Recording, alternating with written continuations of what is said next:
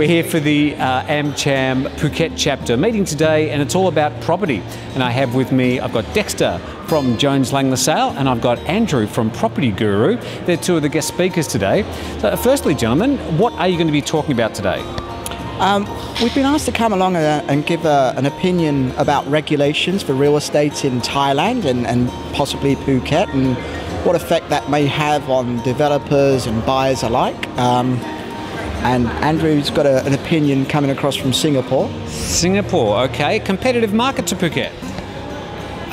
Complementary, probably, because Thailand is pretty popular right now with Singapore buyers. Why is that?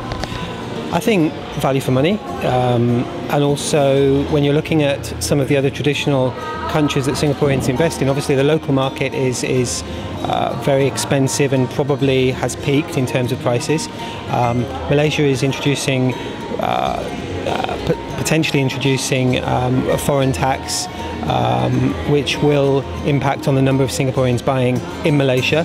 We've got London possibly doing the same. So Thailand naturally is going to be a place that Singaporeans are going to be looking at for their property investments. What are the big issues in Thailand with property at the moment? What are the things that are investors having to watch for and buyers are looking for?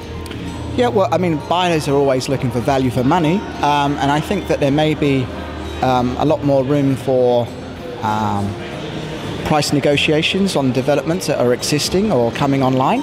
And I think developers need to be aware that quite possibly to outside investors, the political crisis is still a little bit worrying to people. So if they can be a little bit flexible on prices, they may be able to make some gains. So a lot of these like sort of almost dog box sized condos going up, 30 square metre rooms, a lot of that going up in Phuket. Why is this?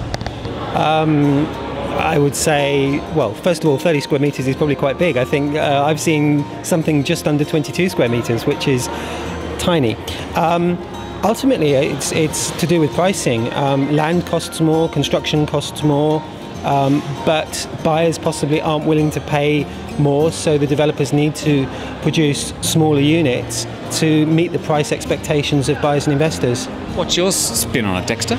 I've actually got quite a bit to say about this, and look, I mean, Phuket, the key drivers, tourism, developers have spotted that there's a slowdown in the traditional real estate market, therefore tag along with something that's more in line with a hotel and that could possibly offer rental chances for developers, management companies and buyers to earn some money from their property.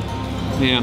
So what's the sort of looking into the crystal ball of real estate from a Singaporean point of view and from a Thai point of view? How do you see things going over the next 5 years? I think the introduction of AEC 2015, the ASEAN Economic Community, is going to be big for Thailand and big for the Thailand property industry.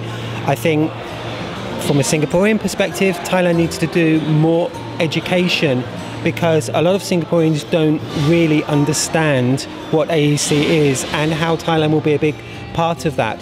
So Thailand can do more in terms of selling itself, and obviously the developers and the agents here can do that. And Dexter, from a Thai point of view, how do you sort of see, are we looking at more and more growth, up? Look, I mean, Thailand, the general real estate market is very strong. I think there's definitely some concerns that we need to address in Phuket. Things like infrastructure needs to sort of keep up with the pace of development. Has you been on the roads lately? I try to avoid them, but I don't earn enough money to own a helicopter yet. Okay, maybe that's an opening for cheap helicopters.